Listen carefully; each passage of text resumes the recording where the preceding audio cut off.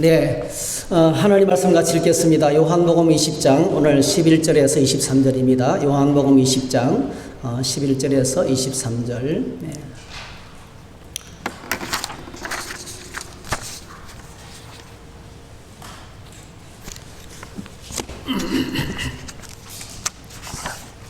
네, 요한복음 20장 11절에서 23절입니다. 같이 읽겠습니다. 마리아는 무덤 밖에 서서 울고 있더니 울면서 구부려 무덤 안을 들여다보니 흰옷 입은 두 천사가 예수의 시체에 누웠던 곳에 하나는 머리편에 하나는 발편에 앉았더라. 천사들이 이르되 여자여 어찌하여 우느냐 이르되 사람들이 내 주님을 옮겨다가 어디 두었는지 내가 알지 못함이니이다. 이 말을 하고 뒤로 돌이켜 예수께서 서 계신 것을 보았으나 예수이신 줄은 알지 못하더라. 예수께서 이르시되 여자여 어찌하여 울며 누구를 찾느냐 하시니 마리아는 그가 동산지기인 줄 알고 이르되 주여 당신이 옮겼거든 어디 두었는지 내게 이르소서 그리하면 내가 가져가리이다. 예수께서 마리아야 하시거늘 마리아가 돌이켜 히브리 말로 라보니 하니 이는 선생님이라는 말이라. 예수께서 이르시되 나를 붙들지 말라. 내가 아직 아버지께로 올라가지 아니하였노라. 너는 내 형제들에게 가서 이르되 내가 내 아버지 곧 너희 아버지 내 하나님 곧 너희 하나님께로 올라간다 하라 하시니 막달라 마리아가 가서 제자들에게 내가 주를 보았다 하고 또 주께서 자기에게 이렇게 말씀하셨다 이르니라. 이날 곧 안식 후 첫날 저녁 때에 제자들이 유대인들을 두려워하여 모인 곳에 문들을 닫았더니 예수께서 오사 가운데 서서 이르시되 너희에게 평강이 있을지어다. 이 말씀을 하시고 손과 옆구리를 보이시니 제자들이 주를 보고 기뻐하더라. 예수께서 또 이르시되 너희에게 평강이 있을지어다. 아버지께서 나를 보내신 것 같이 나도 너희를 보내노라. 이 말씀을 하시고 그들을 향하사 숨을 내쉬며 이르시되 성령을 받으라. 너희가 누구의 죄든지 사하면 사하여질 것이요 누구의 죄든지 그대로 두면 그대로 있으리라 하시니라. 아멘. 오늘 이 말씀을 가지고 주님을 만난 사람들 이런 제목으로 잠시 말씀을 나누겠습니다. 여러분 부활절에 오신 여러분들을 환영하고 사랑하고 축복합니다. 참 부활 예배를 드린다는 것은 큰 은혜인 줄 믿습니다. 제가 지나온 교회에 한 분 집사님을 아는데요. 이 집사님은 자동차를 운전하다가 사고를 내고 현장에서 그 상대방 차량에 탔던 사람들이 사망을 했어요. 충격이 너무 커가지고요. 너무너무 괴로운 거예요. 여러분 어쨌든 간에 이 고의적인 것은 아니지만은 과실이죠. 과실. 자신의 과실로 한 사람의 생명이 끝났어요. 자동차가 많이 부서지고 상대방이 많이 다치고 그리고 이제 세상을 떠났습니다. 네. 이분이 괴로워서 못 사시는 거예요. 네. 뭐 보험 처리 다 하고 또 형사 책임도 다 지고 다 했지만은 그걸로 여러분 한 사람의 생명을 감당할 수가 없잖아요. 너무너무 괴로워서 살다가 결국은 미국으로 이민 가시더라고요. 미국에 이민 가셨는데도 여러분 장소를 옮겨도 그게 안 없어지거든요. 죽음의 충격이 없어지지 않아요. 너무 괴롭게 사시다가 제가 우리 교회로 부임하기 전에 그 미국에서 소식이 왔는데 그분이 암을 앓다가 세상을 떠났다는 이야기를 들었습니다. 네. 이런 일들, 죽음을 경험한, 죽음을 목격했던, 사망을 접촉했던 수많은 사람들의 이야기가 오늘 저희들 주변에 있습니다. 네. 죽음은 인간에게 가장 무서운 거죠. 죽음보다 무서운 절망은 없습니다. 죽음보다 큰 두려움은 지금도 없습니다. 아무리 세상이 발달하고 과학문명이 발달하고 뭐 AI 시대가 되고 하늘에 비행기가 날아다니고 이런 최첨단 시대가 돼도요. 변함없는 것은 온 인류는 죽음 앞에 무서워떨 수밖에 없다는 거예요. 네. 이걸 이길 방법이 없습니다, 여러분. 유대의 최대 명절인 유월절이 점점 다가오고 있는 동안에 예수님은 그동안에 가버나움을 중심으로 갈릴리에서 사역을 하셨어요. 그리고 가버나움을 중심으로 해서 갈릴리 지역을 다니면서 온 유대 방방곡곡을 다니면서 활동하시다가 드디어 유월절이 다가오시자 이걸 성경에서는 성천하실 기약이 차감해 이렇게 표현했습니다. 그러니까 예수님이 드디어 유월절이 다가오자 예수님께서 예루살렘을 향하여 올라가시기로 굳게 결심합니다. 그래서 성경을 보면 예수님이 예루살렘으로 올라가시는 그 모습들을 여러 군데 묘사하고 있어요. 그냥 단순하게 올라가는 게 아닙니다. 3년의 생애를 마치고 이제 얼마 남지 않은 기간 동안에 예수님께서 갈릴리 사역을 마치고 예루살렘으로 올라가는 거예요. 지난주에 생각했던 것처럼 예루살렘을 올라가기 위해서는 반드시 갈릴리에서 여리고를 통과해야 되는데 여리고는 해발 마이너스 250m. 그렇죠? 세상에서 가장 낮은 도시. 예루살렘은 가장 높은 곳에서는 해발 900m. 사람들이 사는 평지에는 760m. 그러니까 여리고와 예루살렘까지의 거리는 1000m가 넘어요. 1000m가 넘는 오르막길을 주님이 올라가시는 거예요. 수많은 유월절을 지키기 위해서 올라가는 수많은 순례자들과 함께 그 인파에 파묻혀서 예수님도 예루살렘으로 올라가시는데 올라가시는 모습을 성경은 여러 군데로 묘사합니다. 누가복음 9장 51절에 보니까 예수께서 예루살렘을 향하여 올라가기로 굳게 결심하시고 마가복음 10장 32절 예루살렘으로 올라가는 길에 예수께서 그들 앞에 서서 가시는데 얼마나 비장한 모습으로 올라가시는지 그들이 놀라고 제자들은 놀라고 따르는 무리들은 두려워하더라 했어요. 그러니까 예수님의 얼굴 표정 가운데서 이미 죽기로 작정하고 올라가시는 거예요. 죽음을 코앞에 두고 올라가시는 겁니다. 누가복음 19장 28절에 여리고성을 빠져나오면서 예수께서 이 말씀을 하시고 예루살렘을 향하여 앞서서 가시더라. 앞장서서 가시더라 했어요. 네. 그리고 예루살렘을 올라가시는 길에 예수님은 제자들에게 3번이나 자신이 예루살렘에 올라가면 장로 종교 지도자들에게 붙잡히고 체포당하시고 능욕당하시고 고통당하시고 그리고 십자가에 못 박혀 죽으시고 그리고 사흘 만에 살아나셔야 될 것을 말씀하셨어요. 예수님이 자신 앞에 다가오는 일을 3번씩이나 아주 자세하게 가르치면서 말씀을 전했지만은 제자들은 전혀 알아듣지 못합니다. 여러분 오늘 저와 여러분들이 예수님의 십자가의 의미, 십자가의 은혜를 깨닫게 되시기를 축복합니다. 이건 듣는다고 깨달아지는 게 아니에요. 그냥 안다고 깨달아지는 게 아니에요. 십자가의 주님을 만나야 됩니다. 그 십자가를 경험해야 알 수 있는 겁니다. 하나님의 성령이 임하셔서 역사하셔야 깨달을 수 있는 겁니다. 주일날 늦은 오후 시간에 지난 주일입니다. 늦은 오후 시간에 예수님께서 드디어 예루살렘 성에 입성하십니다. 베다니 촌을 거쳐서 벳박에 감림산 언저리에 있는 마을에 도착하셔서 예루살렘 성에 입성하는데 군중들의 열렬한 환호를 받았어요. 네. 군중들의 호산나 다윗의 자손으로 오시는 이여. 네. 그래서 열렬한 종려나무 가지를 흔들고 그러니까 왕이 입성하는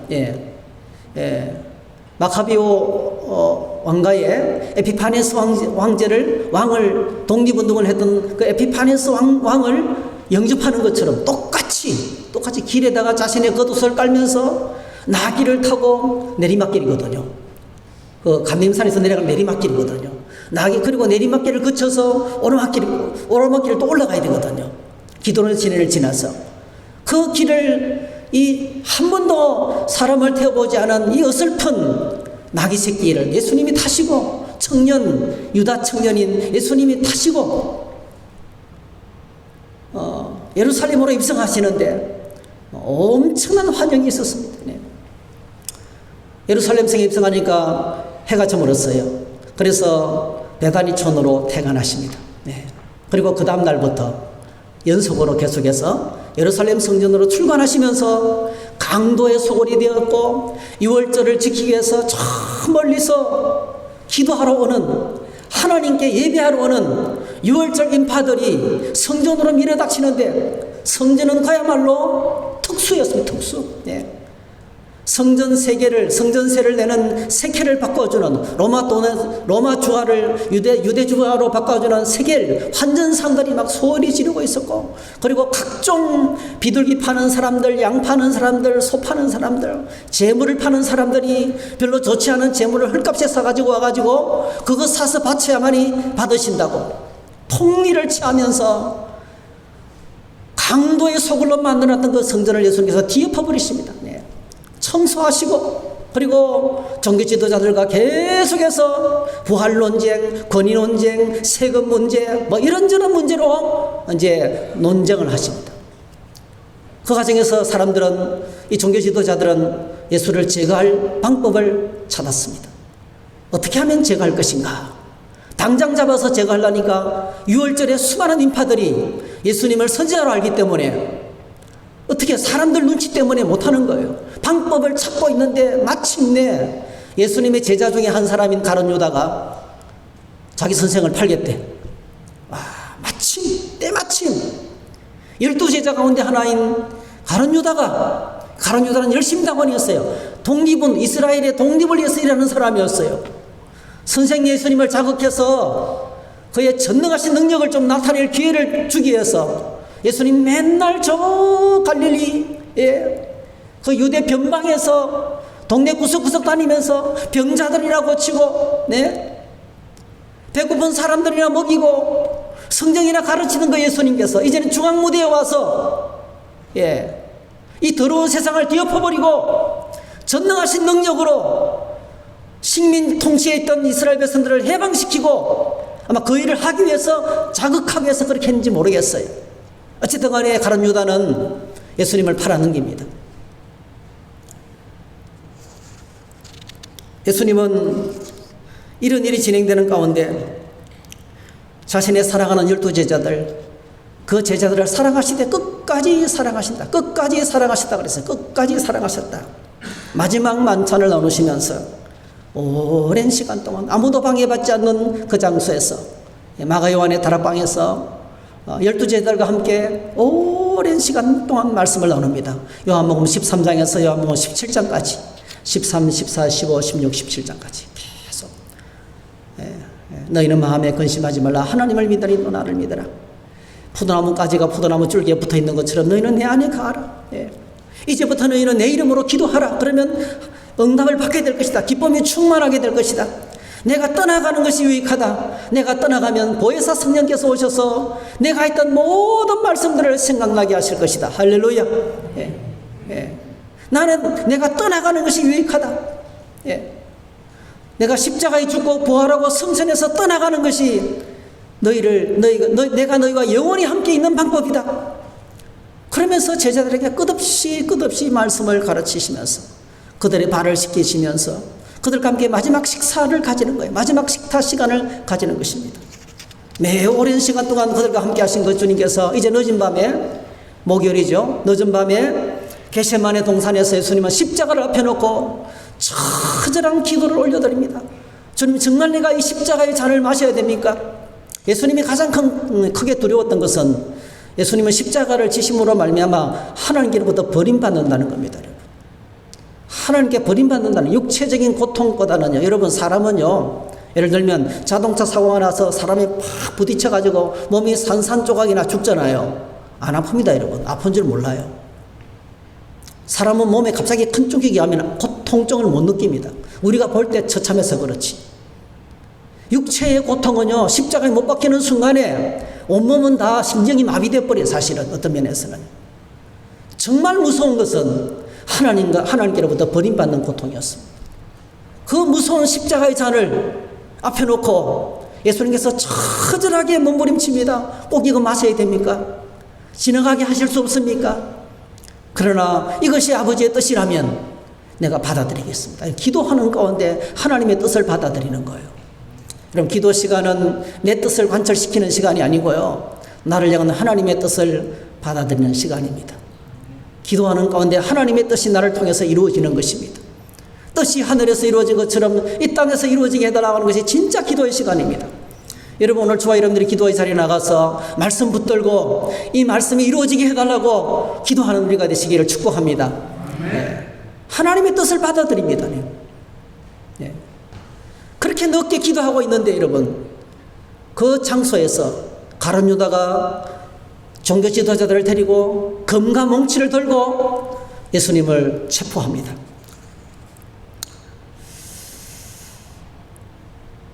그리고 그날 한밤에 급조된 불법 산헤드린 공회. 원래 여러분, 국회는요 밤에 모일 수 없습니다. 예, 국회는 밤에 모이는 것은 불법이에요. 이 산헤드린 공회도 마찬가지입니다. 여러분, 산헤드린 공회의 개회 시간은요 아침부터 저녁까지예요. 예. 밤에 모이는 것은 불법입니다. 여러분, 예수님을 십자가에 못 박는 것이 뭐가 그리 급한 일이에요. 근데 여러분, 그들은 불법으로 밤에 산헤드린 공회를 모집해서 예수님에게 신선모독죄를 뒤집어 씌워서 사형을 선고합니다.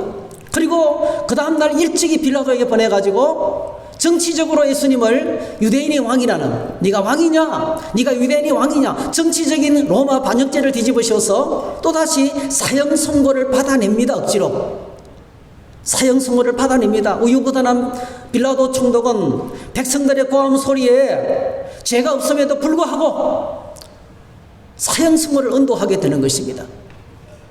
그래서 예수님은 채찍에 맞으시고 온몸이 피투성이가 된 채로 홍포를, 붉은 옷을 뒤집으시고, 그리고 이미 예수님의 몸은 너무 많은 피를 흘리시기 때문에 사형틀인 십자가를 지고 갈 힘이 없었어요. 가다가 쓰러지고 그래서 결국은 구레네 시몬이란 신체 건장한 사람에게 십자가를 지우고 형장까지 가서 골고다 산 꼭대기에서 강도들과 함께 한가운데 예수님은 십자가에 못 박히십니다.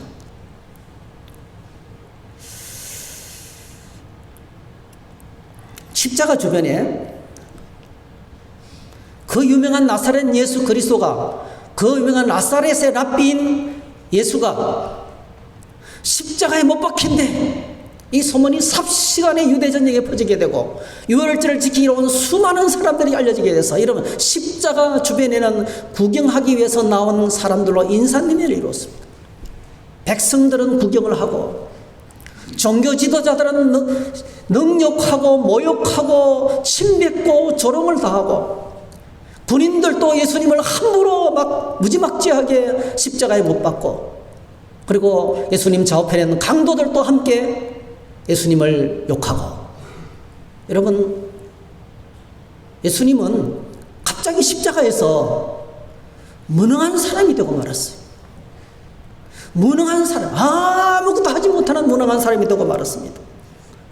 풍랑을 잔잔하게 하시고, 죽은 자를 살리시고, 눈먼 자를 보게 하시고, 말씀으로 중풍병자를 고치시고, 눈먼 자를 눈뜨게 하시고, 못 걷는 사람들을 걷게 하시는 그 주님께서 친히 이스라엘 방방곡곡을 다니시면서, 어떤 때는 국경을 넘어서까지 이방인의 땅까지 다니시면서 죄와 사망과 어둠의 근시에 묶여서 고통하며 신음하며 한숨 짓는 하나님의 백성들, 이 땅에서 소망 없이 살아가는 그의 백성들을 직접 만나셔서 그들의 눈을 열어주시고, 그들에게 진리를 가르쳐주시고, 그들의 불치병을 고쳐주시고, 그들의 배고픔을 해결해 주시고, 그들의 헐벗음을 부유하게 하시고. 할렐루야. 예수님은 진짜 왕이셨어요. 전국을 다니면서 수백 지의 국고를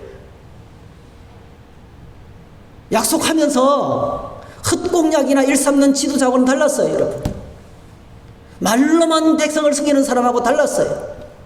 예수님은 정말 백성들에게 소망이셨습니다.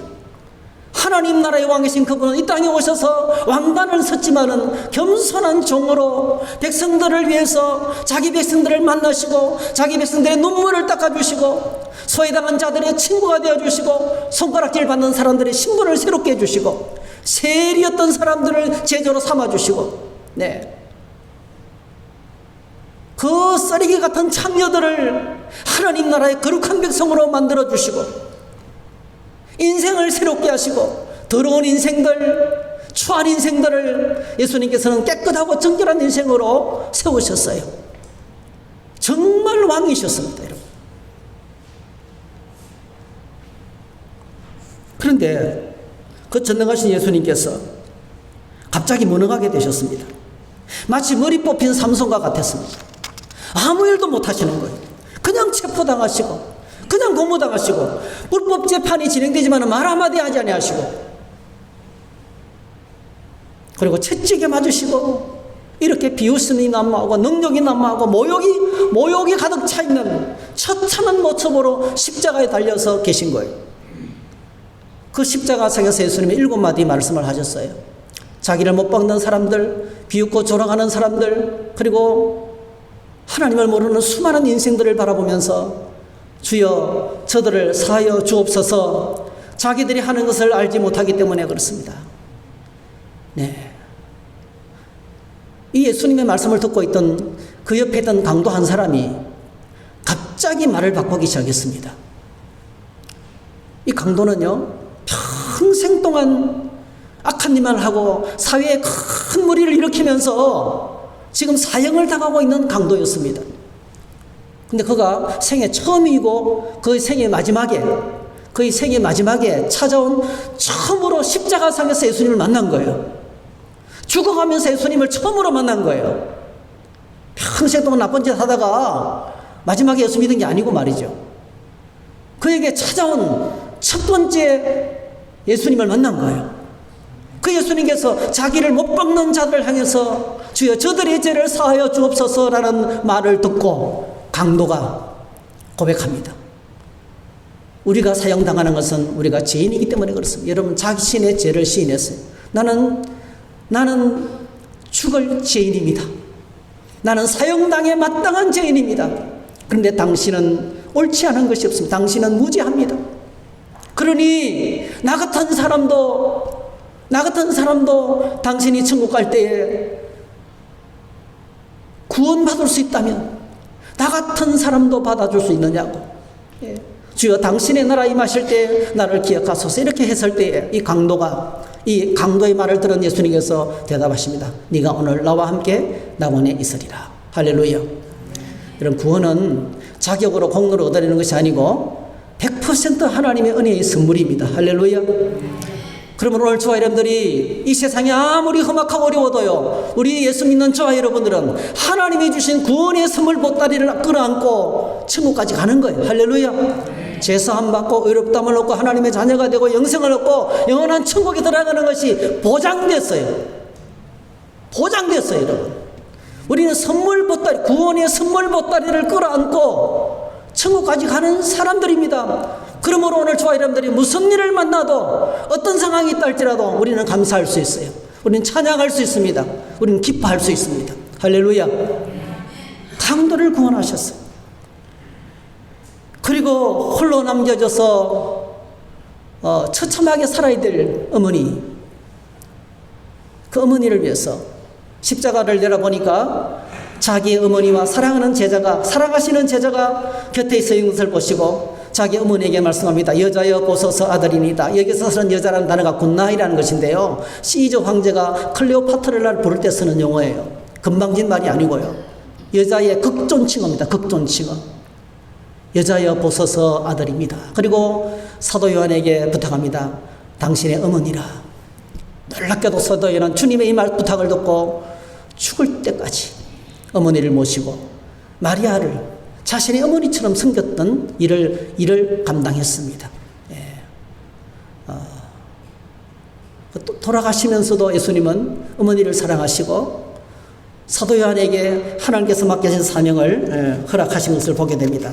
죽음의 시간이 다가오자 드디어 제6시가 되었어요. 예수님께서 고통 가운데 크게 부르짖었습니다.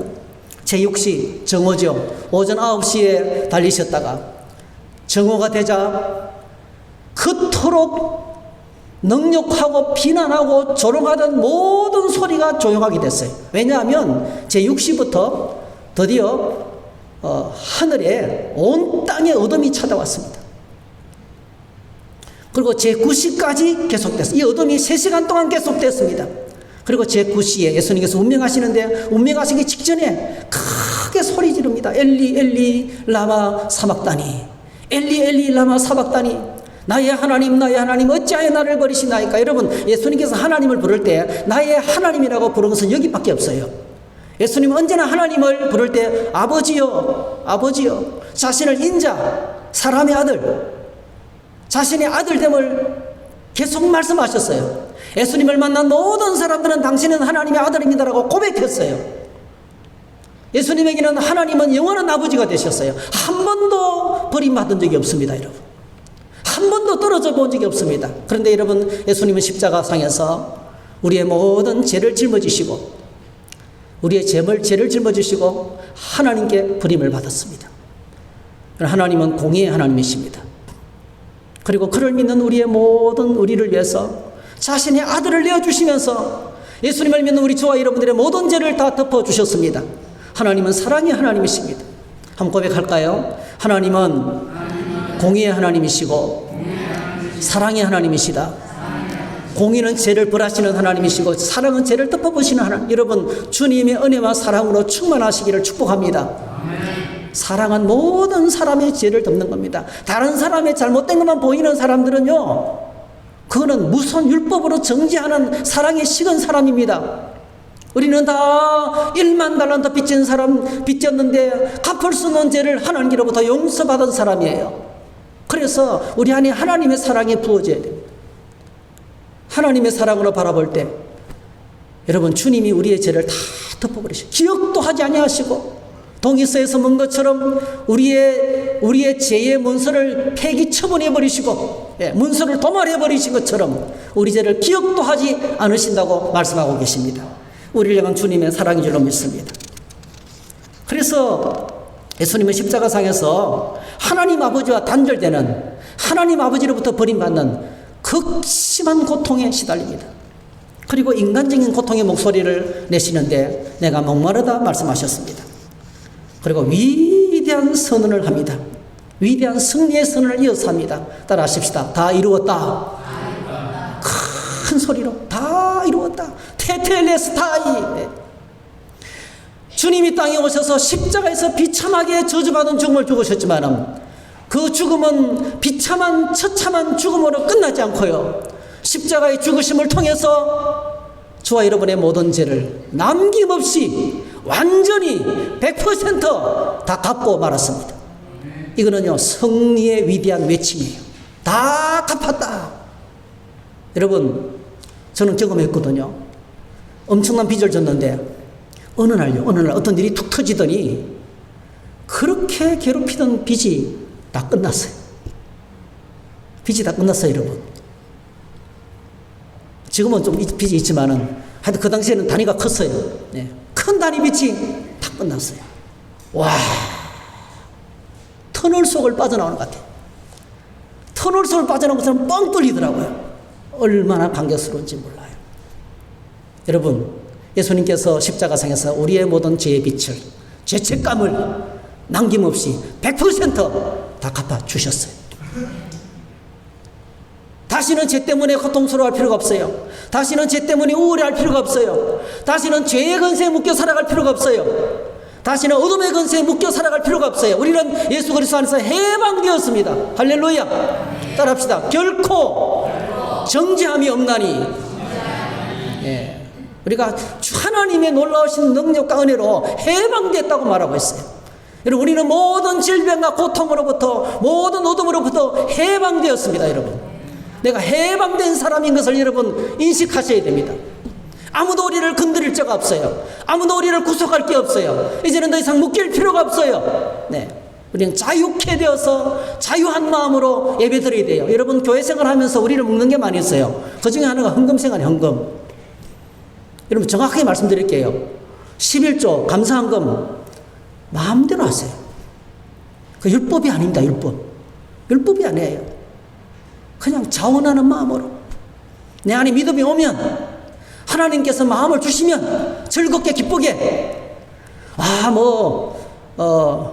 425만 원이 수입을 했는데 42만 5천 이렇게 내는 게 아니에요. 정확하게 10분의 1 계산, 어떻게 계산할 수가 있어요?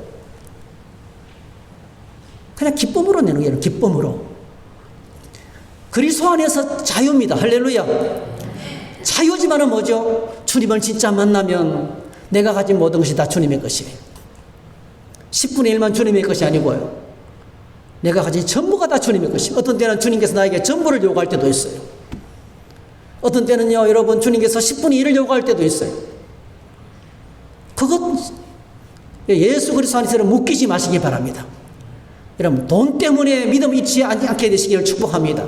예. 어떤 사람으로부터도 어떤 압력으로부터도 우리는 해방될 수 있습니다. 다 자유입니다. 다 이루었다. 다 이루었다.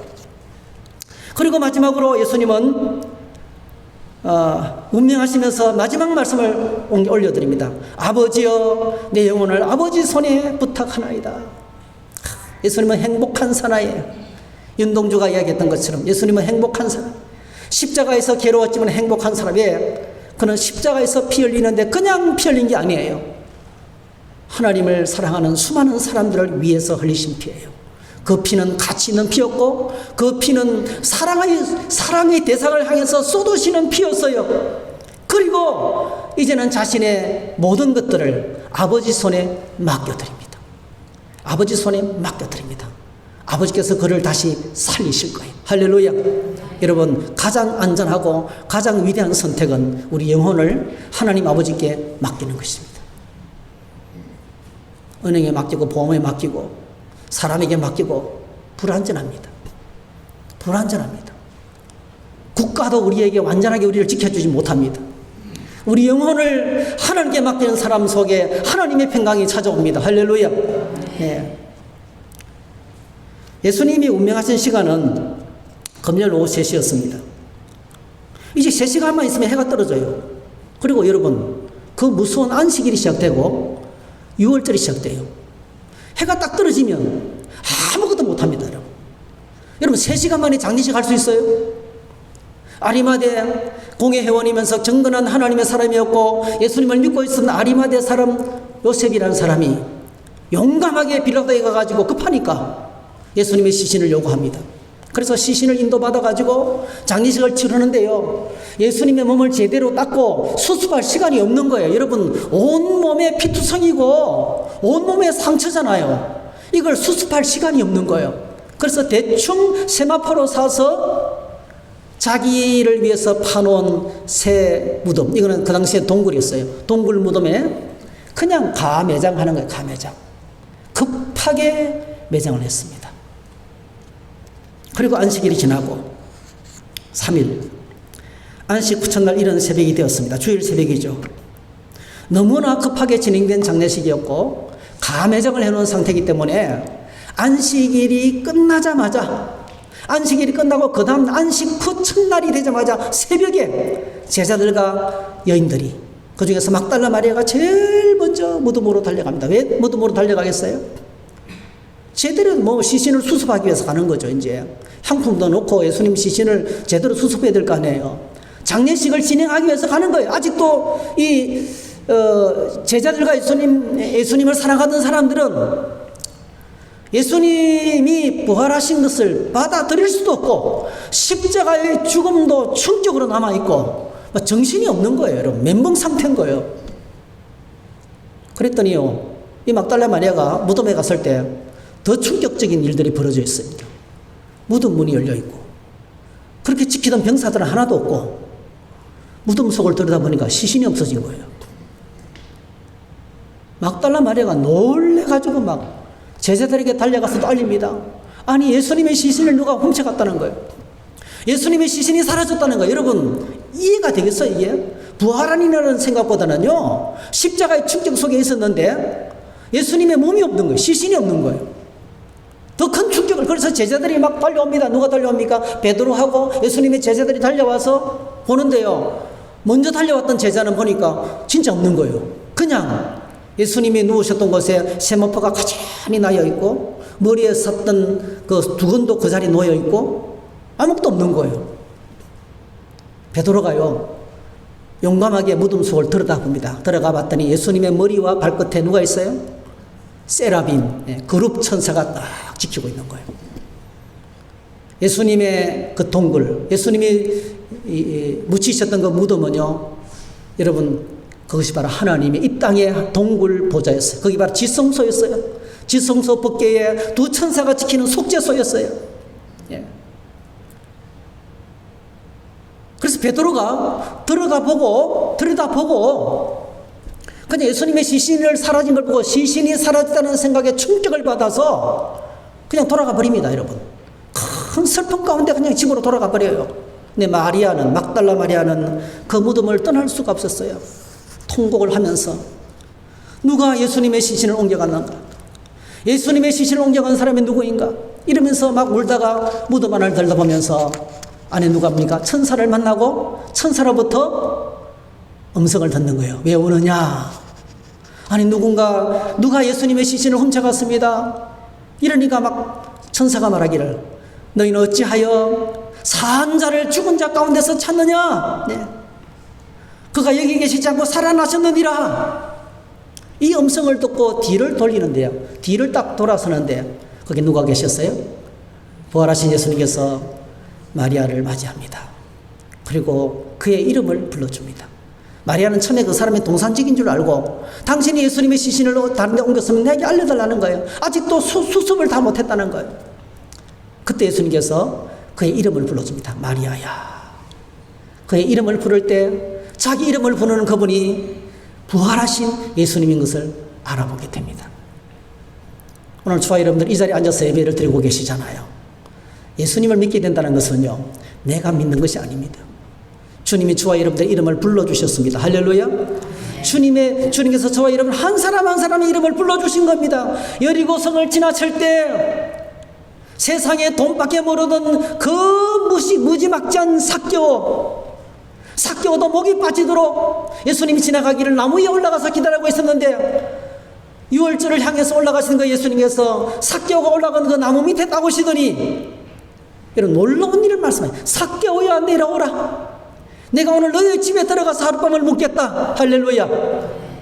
그의 이름을 주님이 불러주셨을 때에 삭개오는요, 주여 내 소유의 절반을 가난한 사람에게 주겠으며 잘못해서 뺏은 것들은 4배나 갚겠습니다 하면서 그는 정말 돈지갑을 회개하고 인생의 방향을 새롭게 하고 주님을 신실하게 섬기는 하나님의 사람이 된 것입니다. 여러분, 이름을 불러준다는 것. 오늘 저와 여러분들 한 사람 한 사람 이름을 주님 부르셔서 이 자리에 앉아서 예배드리게 된 줄로 믿습니다. 때로는 친구들의 손에 끌려서, 때로는 이 사람 저 사람의 손에 끌려서 왔지만은 하나님께서 저와 여러분들을 불러주신 줄로 믿습니다. 네.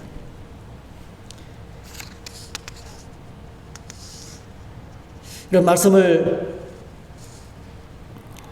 전하면서 참 감격스러웠습니다. 자, 그날 저녁이 되었습니다. 막달라 마리아가 예수님을 만나고 제자들에게 알렸습니다. 자, 막달라 마리아를 만난 주님은 제자들에게 찾아가서 외쳤습니다.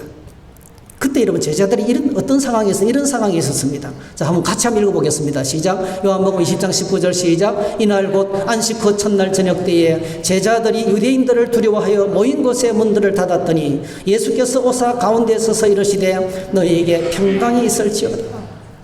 이날 곧 안식 후 첫날 저녁에 벌써 저녁이 되었습니다. 제자들은 어떻게 했습니까? 문을 걸어 잠그고 벌벌벌 떨면서 한 곳에 모여 있었습니다. 왜 그렇습니까? 선생님이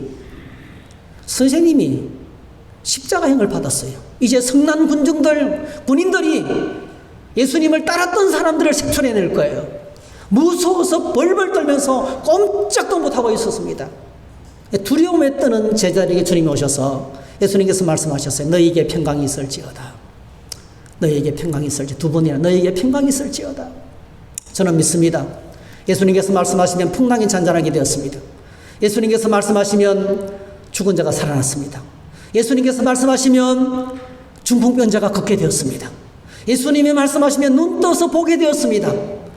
주님이 평강이 있을지어다 선포했을 때 그들에게 하늘 평강이 찾아온 줄로 믿습니다.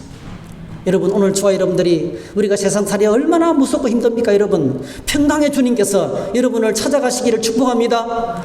주님이 평강하다고 선포하면 평안한 겁니다. 여러분, 하나님의 평안이 임합니다. 여러분, 이건 알 수가 없어요. 세상에 줄 수 없는 평안입니다. 세상이 거꾸로 돌아가도, 여러분, 세상이 엉망진창이 되어도, 전쟁이 터지고 전염병이 퍼지고 경제가 어렵고 국가의 정치가 엉망이라도, 여러분, 주식이 떨어지고 사업이 어렵고 친구관계 속에서 배신을 당하고 이런저런 수많은 일을 당해도 주님이 내게 오셔서 평강을 선포하시면 내 영혼이 기뻐 뛸 줄 믿습니다.